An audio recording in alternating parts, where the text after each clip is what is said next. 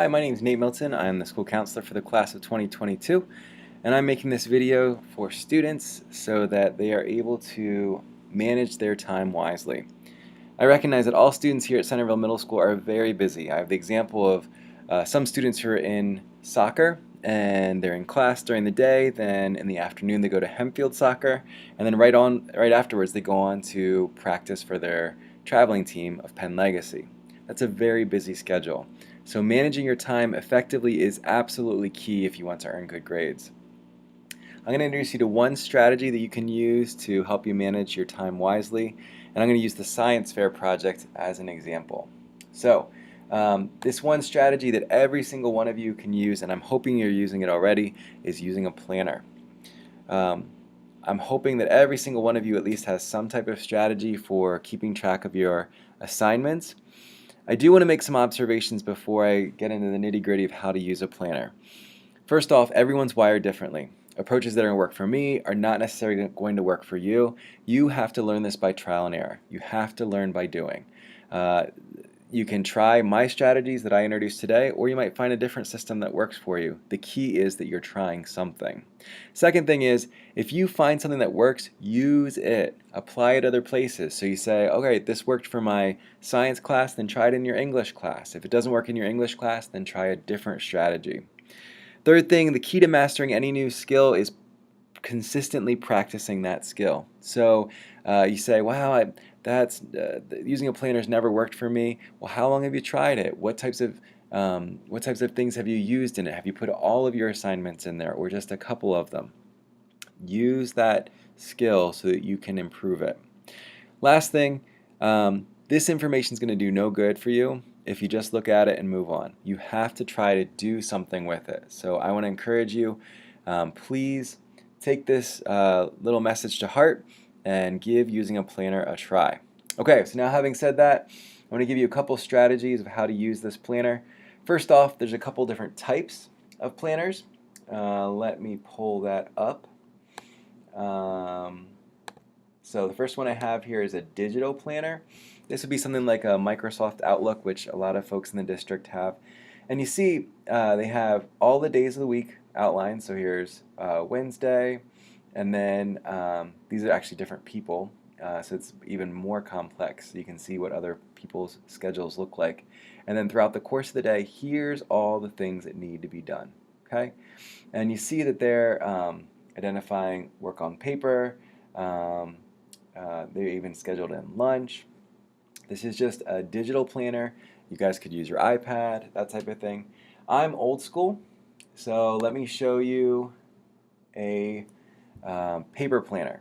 Okay, here's just one example. There's tons of different paper planners that you can get. Mine's pretty large. I use an academic planner, but this is one that every single day of the week you'll see. So you have Monday, everything that you need to do on that day, and you have Tuesday, Wednesday.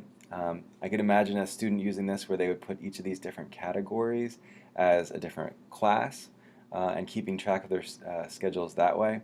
That's another option, is a paper planner.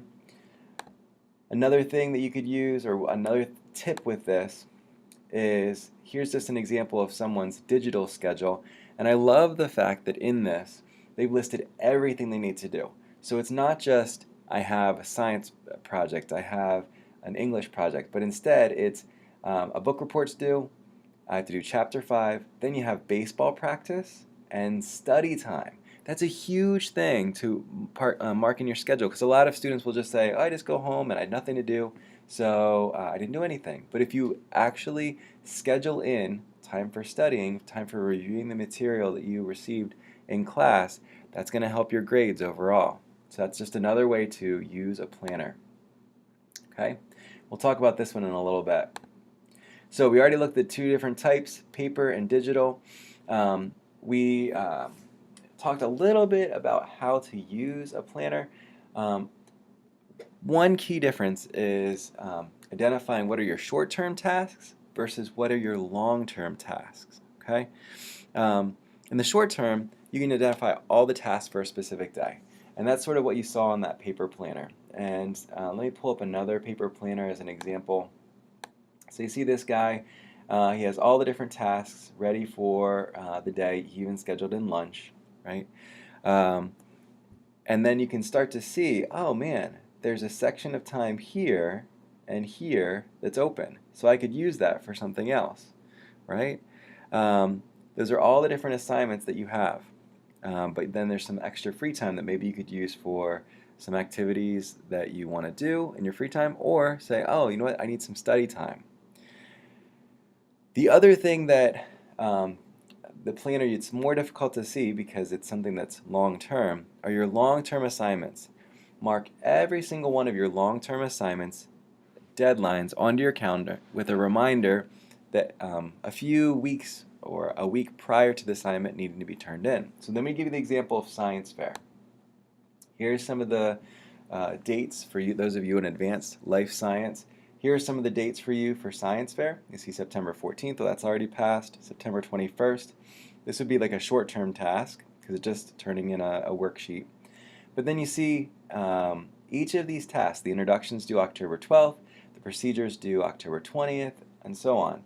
So for each of these tasks, I would take my planner and I would write in, okay, October 21st, that's due. And in fact, 1 week ahead of time, October 14th, mark science fair project, whatever aspect it is, due on Friday. So that gives you a little reminder. That way it gives you time to complete projects, and it also keeps you on track. If you start to see yourself falling behind on a long-term assignment, talk with someone. So you see, you know what, this is due now, and I'm 2 weeks out, and I'm still not done on it. You can talk to a teacher, talk to the librarian, talk to me or your parents, and begin to work on it at that time so that you have plenty of time to get that project done rather than waiting for the last minute. So that's just some examples of what you can be doing to help yourself use a planner wisely. The key is you have to practice. You must practice these skills because you won't improve them if you're not using them. If you're having trouble, ask for help. You can talk to me, talk to your parents, your teacher, the librarian. We're all here to help you. I know that you can succeed during this school year, and a planner can be a helpful strategy in that process. Thanks so much.